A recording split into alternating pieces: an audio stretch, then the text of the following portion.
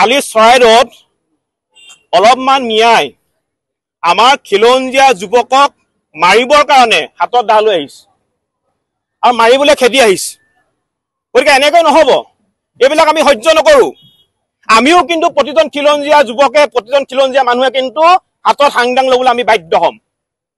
এতিয়া মিয়াৰ লগত সম্প্ৰীতি কথা নাহে, মিয়াৰ লগত ন' কম্প্ৰমাইজ, মিয়াৰ লগত কোনো কাৰণতে সম্প্ৰীতি কথা নাহে, মিয়াৰ লগত ন' কম্প্ৰমাইজ।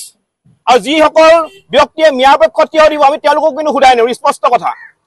আমাৰ অসমত থাকিব, অসমৰ মাটি পাই বায়ু সেৱন কৰিব আৰু আমাৰ অসমীয়া যুৱকক মিয়াই কাটিবৰ কাৰণে হাতত দা লৈ আহিব, এইবিলাক কথা হ'ল নেকি? আমি কি চাই থাকিম নেকি?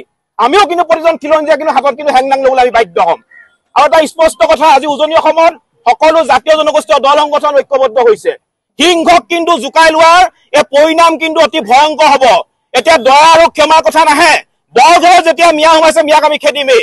আজিও ৰাতিপুৱা আমি জাতীয় সংগ্ৰামী এনা অসমে 50 জনতকৈ কিন্তু অধিক সন্দেহযুক্ত নাগৰিকক আমি উজনি অসমত খেদাই পঠিয়াইছো। আমাৰ স্পষ্ট কথা, আমাৰ লক্ষ্য উদ্দেশ্য এটাই, যেতিয়ালৈকে আমি বাংলাদেশীক উজনি অসমৰ পৰা খেদিব নোৱাৰো তেতিয়ালৈকে আমি শান্ত নহওঁ আৰু উজনি অসমৰ পৰা সম্পূৰ্ণৰূপে আমি বাংলাদেশী মুক্ত কৰি এৰিম। আৰু মিয়া এইটো কথা স্পষ্টকৈ জানি লওক, এতিয়া মিয়াক কোনো শক্তিয়ে কিন্তু বচাব নোৱাৰে। এইবাৰ মিয়াক কোনো শক্তিয়ে বচাব নোৱাৰে। আৰু যি দুই এটা মিয়া এতিয়া উজনি অসমত লুকাই চুৰকৈ সোমাই আছে, অতি শীঘ্ৰে উজনি অসমৰ পৰা প্ৰত্যাগমন কৰক। অন্যথা আমি যদি যাবলৈ হয়, আমি যদি হাততে পাবলৈ হয়, কিন্তু অৱস্থা বেয়া হ'ব। আৰু অহা কাইলৈ অসমৰ কেইবাটাও জাতীয় জনগোষ্ঠীয় দল সংগঠনৰ মাজত এখন সভা হ'ব আৰু এই সভাখনত সিদ্ধান্ত লোৱা হ'ব, মিয়াৰ বিৰুদ্ধে কঠোৰ সিদ্ধান্ত গ্ৰহণ কৰা হ'ব। স্পষ্ট কথা।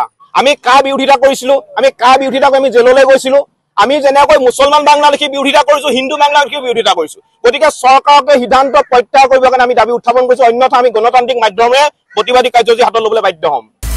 আপুনি বিচৰা বাতৰি পাব কেৱল নিউজ 18 এপত। নিউজ 18 এপ ডাউনলোড কৰিবলৈ স্কেন কৰক এই QR কোড। গুগল প্লে ষ্টৰতো পাব এই নিউজ 18 এপ।